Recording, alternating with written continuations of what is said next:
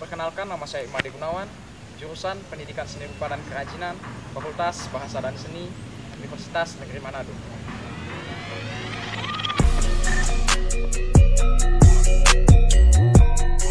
Indonesia merupakan negara yang sangat banyak sekali memiliki keragaman budaya, terutama yang mencangkup tentang seni.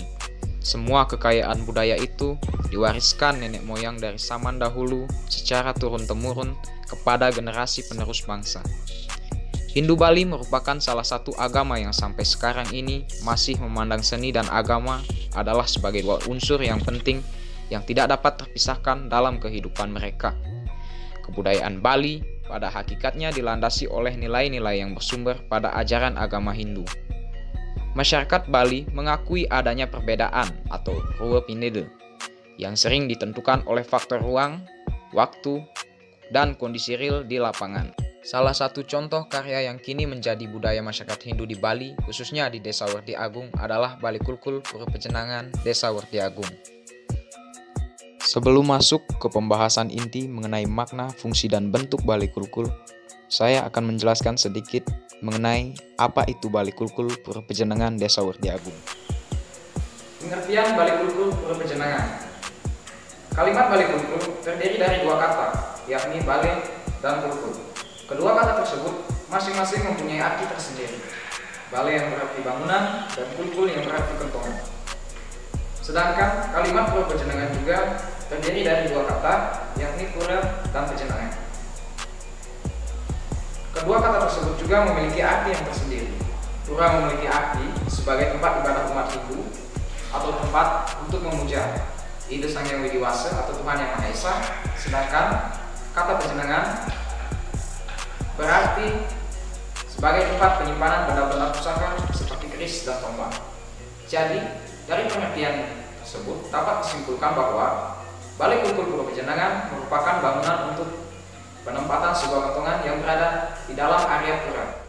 Bali Kulkul Pura Pejenangan Desa Werdi Agung memiliki tinggi 6 meter dan memiliki 7 tingkatan. Pada masing-masing tingkatan tersebut terdapat ornamen yang mempunyai makna yang berbeda-beda. Menurut Imadewita 67 tahun, landasan pada bangunan penopang Bali Kulkul merupakan pondasi sebagai tempat berdirinya suatu bangunan yang harus dibuat dengan konstruksi yang kuat atau kokoh. Selanjutnya, ia mengatakan pula bahwa pondasi bangunan tersebut dimaknai sebagai kaki manusia yang menopang postur atau tubuh manusia ketika berdiri. Menurut Inengah Wage Adnyana 45 tahun, dipilihnya karang gajah sebagai hiasan pada bagian bebatuan di bagian dasar bangunan adalah karena gajah mempunyai kekuatan fisik yang tinggi. Ia mampu mengokohkan keutuhan bangunan dengan kekuatan otot badannya. Dalam cerita pewayangan dijelaskan juga bahwa gajah dilambangkan sebagai dewa yang punya sifat pandai, bijaksana, dan bersikap hati-hati dalam segala usahanya. Ia dikenal dengan nama Gajanana, Gajah Wadana Karimuka, dan Lambakara, dan kesemuanya itu bisa terlihat dalam sosok Ganesha. Ornamen karang dedari pada Bali Kulkul Pura Pejenangan, apabila dipahami menurut tampilan fisiknya, merupakan simbol dari kecantikan dan kelembutan. Dedari, menurut kepercayaan Hindu, merupakan makhluk gaib berwujud manusia berjenis kelamin wanita yang berasal dari kayangan. Menurut Inengah Swardi, 49 tahun, Wilmana digambarkan sebagai sosok raksasa bersayap, gagah perkasa sebagai kendaraan Rahwana. Karang Wilmana pada Bali Kulkul tersebut terletak di setiap sudut pada tingkat keempat. Kiciran memang lazim digunakan dalam bangunan tempat suci agama Hindu di Bali. Kiciran pada Bali Kulkul tersebut pada tingkat kelima, di setiap sisinya terdapat patung kecil berupa manusia sebagai simbolisasi para dewa. Terdapat 4 patung kecil pada tingkatan tersebut yang mengarah ke timur, utara, barat, dan selatan yang merupakan perwujudan dari para dewa. Arah timur perwujudan dari Dewa Iswara, arah utara perwujudan dari Dewa Wisnu, arah barat perwujudan dari Mahadewa, dan arah selatan perwujudan dari Dewa Brahma. Singa merupakan binatang yang dalam kepercayaan Hindu disimbolkan sebagai kekuatan dan raja hutan.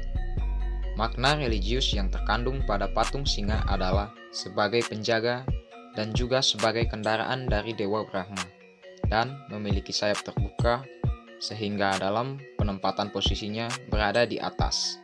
Dalam tugasnya, memiliki rasa tanggung jawab yang tinggi.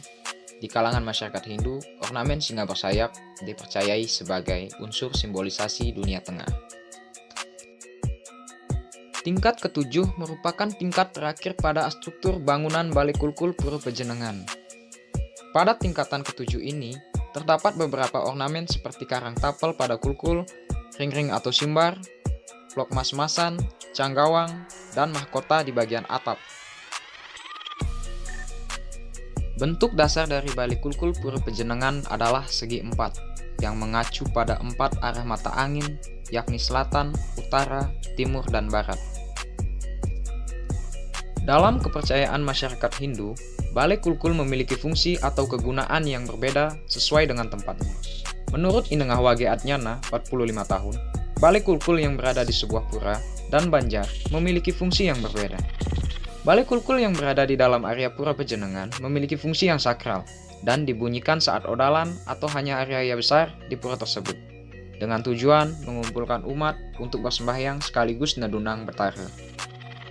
Berbeda dengan Balai Kulkul yang berada di banjar, yang memiliki fungsi memberitahukan adanya kedukaan atau orang mati, memberitahukan bahwa ada pertemuan anggota banjar atau pesamuan, dan untuk memberitahukan acara pernikahan. Ketukan atau pukulan masing-masing pemberitahuan berbeda-beda. Kulkul untuk orang meninggal 3 tuludan, kulkul untuk pernikahan 2 tuludan, dan untuk pesamuan 1 tuludan.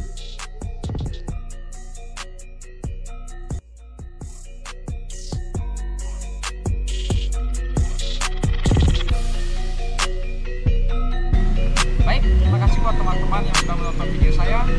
Sekian video saya pada kali ini.